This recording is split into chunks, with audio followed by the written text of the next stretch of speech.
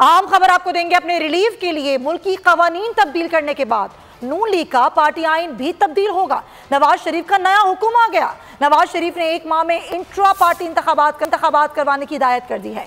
Party आइन में तब्दीली के बाद नवाज शरीफ को ताहयात कायद मुस्लिम लीग नून मुंतखब सीनियर नायब सदारत मिलने के बाद मरियम नवाज के लिए पार्टी सदर मुंतखब होने की राह हमवार हो गई है। हमारे नुमाइंदे फहद चौधरी हमारे साथ हैं, हम उनसे बात करते हैं। जी फहद, आगाह कीजिए।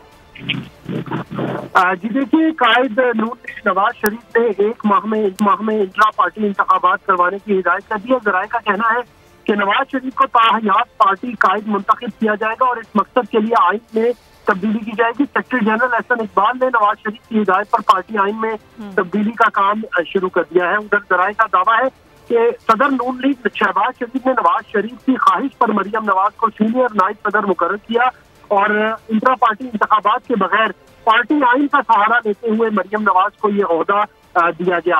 पार्टी आइन के तहत सीनियर नायब सदर पार्टी का कायम मकाम सदर बन सकता है और सीनियर नायब सदारत मिलने के बाद मरियम नवाज के पार्टी सदर करने के लिए बहुत शुक्रिया आपका। अगर आपको ये वीडियो पसंद आई है तो सब्सक्राइब करें और बेल आइकन पर क्लिक करें। 2022 बहुत सारे तोहफे भी देके गया पाकिस्तान की आवाम को। पाकिस्तान की आवाम को एक तोहफा ये दिया कि आवाम को पता चल गया कि पाकिस्तान का मीडिया क्या है। हक और सच का सफर साल 2022 में बोल रहा नंबर 1। हमने बहुत सारे शोज और ट्रांसमिशंस की, पूरा साल मुसलसल जदोजहद में निकल गया कि ये वोट ऑफ कॉन्फिडेंस के पीछे कौन लोग थे। तोड़े रेटिंग के सभी रिकॉर्ड। एंकर्स ने भी आवाम में सबसे ज्यादा मकबूलियत पाई और सोशल मीडिया पर भी बोल रहा सब पर भारी। सब्सक्राइब करें और बेल दबाएं ताकि कोई खबर रह न जाए।